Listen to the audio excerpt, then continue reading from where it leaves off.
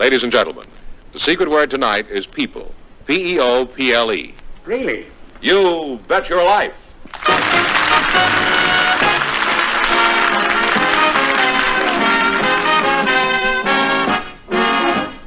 The National Broadcasting Company presents Groucho Marx in You Bet Your Life, the comedy quiz show transcribed from Hollywood. Groucho meets our first contestants in just 1 minute. Hi, Joe. Say, I just heard the good news. What are you going to do with the money? Well, the missus and I figure to buy some property when I retire in '67, so we're investing in Series H bonds now. That way we keep the money safe till we want it, and we get a good income from it in the meantime. If you have $500 or more to invest, ask your bank about Series H bonds. An interest check in the mail every 6 months from Series H bonds. Over the maturity period, 9 years and 8 months, your bond earns an average of 3%. Hold a $500 bond to maturity and it earns you $147.75 interest. And your money is guaranteed safe by the United States government. If you need cash, you can redeem your bonds at par after the first interest period by giving a month's notice. For safety, for guaranteed current income, invest in Series H savings bonds in denominations of $500 and up. See your banker for full details.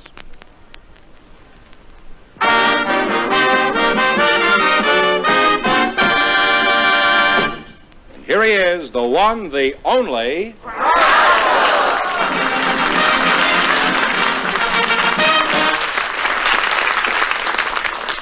Well, here I am again with a chance for each of our couples to win up to $10,000.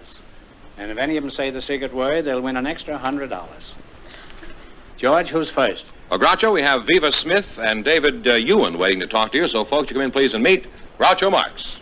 Welcome to You Bet Your Life. Say the secret word, and you each take home an extra $100. It's a common word, something you see every day.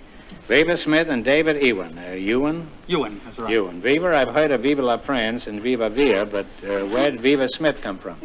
Well, Groucho, I was born in a little town called Weir City, Kansas. Weird City? And it's not even on the map. Oh. Weir. Weird City, yeah? Weir, W-E-I-R. Oh. It was a coal mining town. Coal mining? Not anymore. They've got all the coal out of the ground now.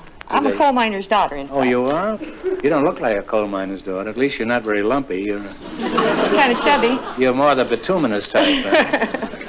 And you're David Smith, huh? No, David Ewan. Oh, you're David Ewan? Ewan, that's right. Now, where are you from, Dave? Well, I was born in Austria, just outside of Vienna, and I came here when I was 4. Went to the schools in New York City. What sort of work do you do, Dave? I'm a musicologist. Oh, well, that sounds real classy. What is the music? Is that a piano tuner? Well, I've written about 35 books on music, which have been translated in about 10 languages, and they cover just about every facet of musical activity. I've done... Rock and roll? No, not rock and roll, but I did do a book on popular music called Panorama of American Popular Music. Don't you call rock and roll popular music? No, it isn't music. Oh. It isn't popular. It is popular, but it isn't music. Well, let's leave rock and roll out of it for this week. Huh? Who is writing music you do like? Who's your favorite composer today? Well, in contemporary American music, I would consider Richard Rodgers. Well, he's great. Why do you consider him, well, as opposed to all the others? Well, my last book is a biography on Richard Rodgers. Oh, I see. Are you married? Yes, I am. Oh. How did you meet your wife, Viva? Viva's not my wife. Oh. Well, who is your wife? How did you meet her and how? I don't really remember how I met her, probably introduced by my friends. Do you still regard them as your friends, these people? Yes, I do, because I probably introduced them to their wives. Oh, well, that's one way of getting even. Now, tell us again how you met your wife, and this time lie about it. Well, I was going to tell you how she fell in love with me, if you want to know. That I do remember. Well, that I don't believe, but go on with it. You see, we were just friends. Is one incredible story after another here. Oh, this really happened. We were just friends. And one day I happened to tell her that I played poker with the 4 Marx Brothers. And she was as crazy about the 4 Marx Brothers as I was. So that was the day that love walked in. Well, you couldn't have played poker with the Marx Brothers. None of us ever had any money. But I did. Oh, I see. Well, you sound pretty bitter. You better tell us the whole story now. Well, here's what happened. You were appearing on the Broadway musical stage for the first time. I think it was I'll Say She Is. Yeah. Were you married then? No, I was a youngster. 1925. I was born 1907, so I was 18. What went on during this game? Well, I came down to interview you for one of the magazines. And when I came in, you were in costume already, and you were the five of you, because there were five brothers then, were playing poker. What I didn't know was that the four Marx Brothers, playing poker with the four Marx Brothers is not an orthodox procedure. I was asking you questions, and while you made me punch drunk with your crazy answers, Chico would look into my cards, he signaled to Harpo, and then when Harpo had better cards than I had, he would raise me. And when he had the worst cards, he'd tear up his cards, and Chico gave him another 5 cards. When the game was over, I didn't have an interview, and I didn't have any money because I lost $7. Well, that's the Marx Brothers, all right. What'd you do? Did you call the cops? No, I didn't. Chico gave me back the $7. Oh, he did? Oh, yes. Oh, then it couldn't have been the Marx Brothers. Must have been the Dolly sisters. Well, time is running out, so let's go from the musical world to the financial one and play You Bet Your Life. Now, remember your partners, so you can discuss anything before you make your final conclusion. You selected literature. I'm going to ask you some questions. If you miss 2 in a row, you're out. If you get 4 in a row right, you win $1,000. Number one, the first question is, in the 1600s, who wrote the 3 great comedies, The Silent Woman, The Alchemist, and Volpone? Ben Jonson. Ben Jonson. Ben Jonson is right, yes. And you're on the way with 1 right. In which of Shakespeare's plays was Caliban a character? C-A-L-I-B-A-N. Yes, I know. Midsummer's Night Dream. No, I'm sorry. It's The Tempest. Oh, that's... Well, now we have 1 wrong. Don't get the next one wrong or the game is over for you. Who wrote the King Solomon's Mines and She, a book called She? Oh,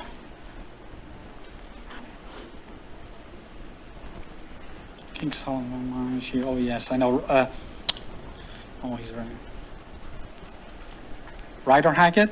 Rider Haggard is right. Scared me. You have 1 right now. Scare me too. Now, who wrote Jungle Stories and Kim? That's Kipling. Kipling. Kipling right. and Herring, that's right. No, just Kipling, yes.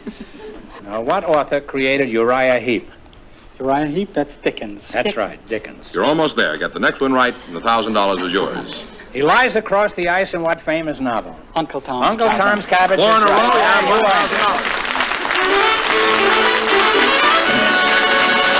Hold it now, wait a minute, hold it.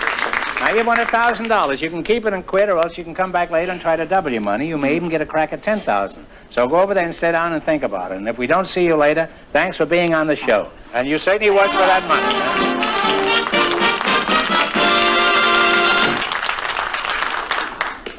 In just a moment, our second couple will join Groucho to play You Bet Your Life. Whenever you want things to be just right, be it here or there or day or night. You make it Pabst, 'cause Pabst makes it perfect. Yes, Pabst makes it perfect. Just as we always have ever since 1844. So next time, you make it Pabst, because Pabst makes it perfect. America's Blue Ribbon beer from the Pabst Brewing Company, Milwaukee, Wisconsin. Yes, Pabst makes it perfect.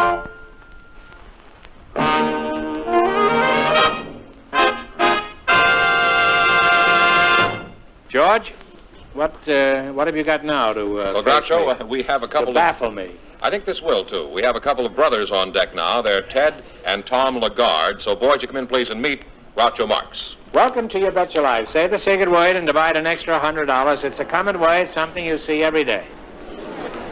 Ted and Tom Lagarde, quadruplets, huh? Twins. I thought so, because you're both wearing the same kind of neckties. Where are you boys from? Well, we're from Mackay, North Queensland, Australia. Is that the real McCoy? A lot of people call it Mackay, and a lot of people call it Mackay. It's the Scotland. Why, you said the secret word.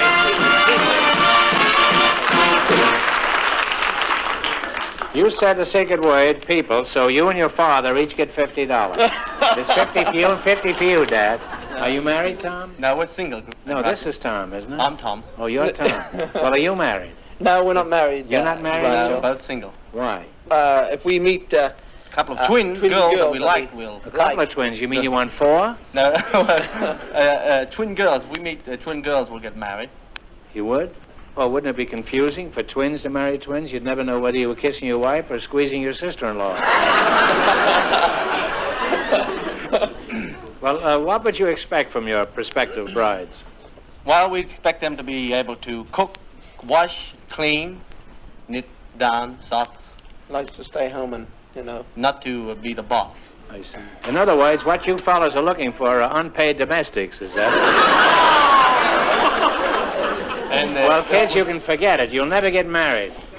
American girls like to cook, wash, and clean, but not the way you want. What they want to do is cook their husband's goose, wash their hands of the kids, and clean out the joint bank account.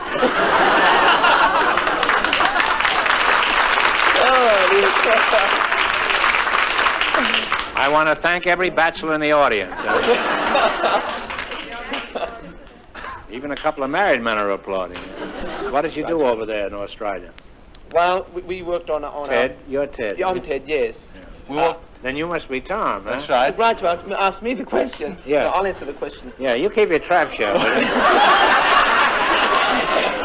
I've changed my mind. I want to ask you the question. What did you do over there? No, I've skipped again. I want to go back to you. Huh? Well, we were born on a farm, and we cut cane until we were 13. You cut cane until you were 13? Mm-hmm. Where was Abel while this was going on? Sugar cane, which is sugar cane. Oh, sugar cane. Well, I cut school until I was 40, huh? Well, we left home when we were 15. We went to work on a cattle station. What's that? Like a ranch. It's like a ranch. Like a ranch. And ranch. we used to drove cattle, round up cattle, dip and earmark and brand and inoculate cattle. It was a pretty rough. Pretty rough life. job. They used to wake us up with the kookaburras at You used to wake you up with a what? Kookaburras, around about 4 o'clock in the morning. What's a kookaburra? Is that an alarm clock? No, it's a bird. Calls out. It's a bird. The bird calls out? A bird calls out. Is this trained to do this? Tom calls like, he sings out like a kookaburra. Let's hear. How does a kookaburra go?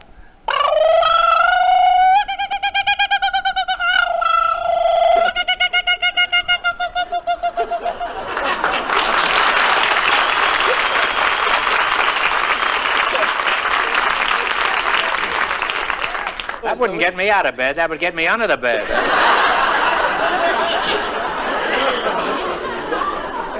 Well, why did you do this? Well, we thought it was like the movies.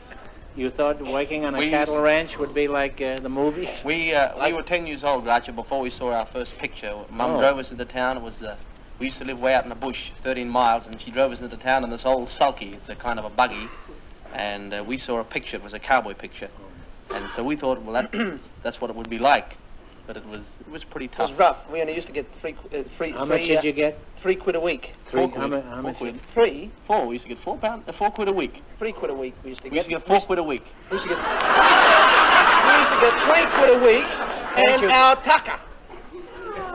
You got your tucker? Yeah. I didn't know Sophie was in Australia at that time. Well, what did you do after that, Tom? Tucker is... You got Sophie Tucker, and what did you got £4 and you got Tucker? We went to Bubba Wubba. You went to where? Bubba Wubba. Well, cut out the baby talk. Now, let's say you're grown-up men. Bubba Wubba, and we competed in a rodeo. It was our first rodeo event experience. We broke our wrists and busted our knees.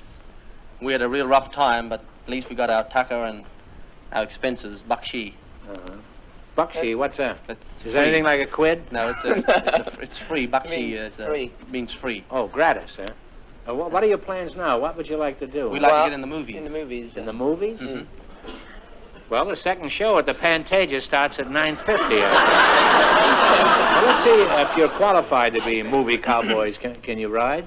Yeah, we can ride. Good? Yeah, fairly good. You rope? Yeah. Yes. No, not real good, but we can do a bit. Can you bulldog a steer? Sure. Yeah. Can you steer a bulldog? Beg your pardon? Well, if you can do all these things, you don't belong in Western movies. You belong on a TV panel show. Now, it was nice having you up here, and you're real talented, and I wish you lots of success, and I'm sure you're going to have it. Thanks. Now, let's see how well you can do in the quiz, and let's hope you do well. You selected professions of famous people. If I'll ask you some questions, if you miss 2 in a row, you're out. If you get 4 in a row right, you win $1,000. Remember, before you answer, talk it over with your brother. Eh? Righty. Give me the profession of Chester W. Nimitz. Nimitz. Nimitz. You heard of Nimitz? You never heard of the guy in Is the he line before? American? Is he American? Groucho? He's American. Such is fame, huh? Well, let's take a guess at Nimitz. He's Anything to do with science? He was the admiral of the Pacific Fleet. He was the head of the whole Pacific Fleet. Well, unfortunately, you didn't know that, so you have one wrong. Righty. If you don't know Nimitz, I'm afraid to ask you the next one. All right, who was George Arliss? George Arliss. What was his profession? He was a... A-R-L-I-S-S. George Arliss. Wasn't he in... show business, Tom? Well, he was a show business. Show business. Yes, that's right. You're on the right track now. You have one right. Get 3 more right, and you'll have $1,000. You fellas make me nervous. What was Sir Arthur Sullivan's profession? Sir Arthur Sullivan. Oh, why did you pick this? Well, all the categories were so complicated. Oh, this is very simple, apparently. Yeah? Sullivan. It's too late. In the Parliament. He's a parliamentarian. Oh, Gilbert and Sullivan, the composer. What was Jan Paderewski's profession? Jan Paderewski. He was a great composer. Yeah, well, you're right. You have one right now. I'll find something on here. Okay. Who was Les Darcy? Les Darcy is a great fighter. From where? From Australia. That's right.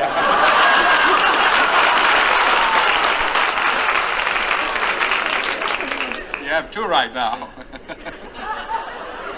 Only 2 more to go. Name the capital of Australia. Canberra. It's not on here. I just made that up. Les Darcy isn't on there either. All right. In what field is the name Frank Lloyd Wright famous? Frank Lloyd Wright. Yeah. Writer? No, say that writer. Probably the world's most famous architect. Oh, right, yeah. Well, now we're back to 1 wrong again. I think I'll go back to what was the capital of Australia? You have 1 wrong. Don't get this one wrong. What did Vincent van Gogh do? Van Gogh. G-O-G-H. In science? I don't know what he did in science, but that wasn't his profession. What was... He's a famous painter. Don't you remember he cut off one of his ears so he could see better? You got 2 wrong in a row. I'm sorry you missed 2 in a row. We certainly cares? gave you many opportunities here. Sure, we appreciate it. We don't want you to go away broke. You won $100, haven't you? Sure. Already. Well, here's a chance to win another 100. Are you ready? No help in the audience, because this is a tough one. From what large animal do we get whalebone? Canberra is right.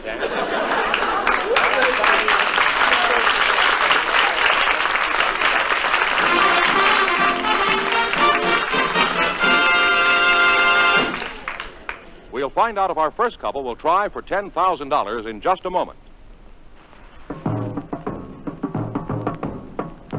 In centuries past, this was the sound that used to get the news around. Yes, in centuries past, the people on one side of the hill beat the drum to share the news of the world with the people on the other side of the hill. And since the world in those days was a smaller, more easygoing world, this was enough to get the news around. Ours is a chaotic age with critical events flashing across the face of the earth. Fortunately for us, we can keep up with these events because we have at our fingertips the fastest means of communication ever devised. We have radio. And NBC Radio, with news on the hour, keeps you alerted to world events wherever they happen, as soon as they happen. From ages primitive to present, people have wanted to keep up with events. In our day and age, this is the sound that really gets the news around. This is Leon Pearson inviting you to keep up with the news on the hour all day, every day, over most of these NBC stations.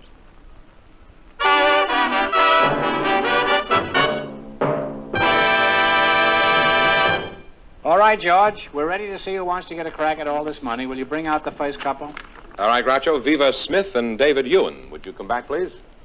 You won $1,000 so far. If you decide to try for the 10 and you fail, you wind up with a total of 500. What are you going to do? I'll try for it. What about you? Well, Groucho, I'll just keep the 500. Well, that's your privilege. You're not going ahead. That's your privilege. Congratulations on winning the $500. Now take a seat over there and watch the fireworks. Thank you.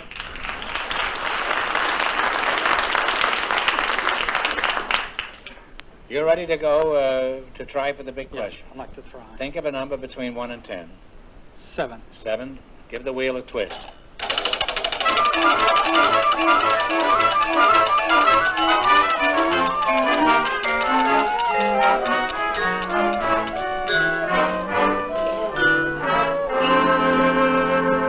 Your number was 7. It landed on 3, so this question is worth $1,000. I'm sure you're aware that Columbus sailed in 1492 and discovered the New World. But for $1,000, tell me the name of the Spanish port from which he sailed on his historic voyage.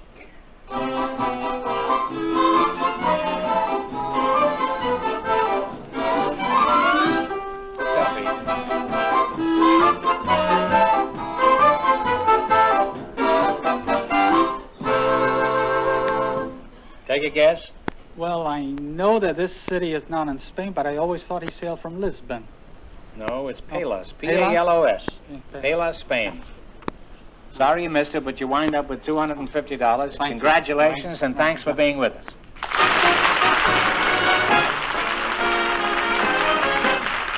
You Bet Your Life is transcribed in Hollywood. Produced by John Goodell. Directed by Robert Dwan and Bernie Smith. Music by Jack Meakin. This is George Fenneman reminding you to tune in again next week, same time, same station, to hear the one, the only Groucho. And see Groucho every Thursday evening on NBC television. You Bet Your Life is heard by our armed forces around the world.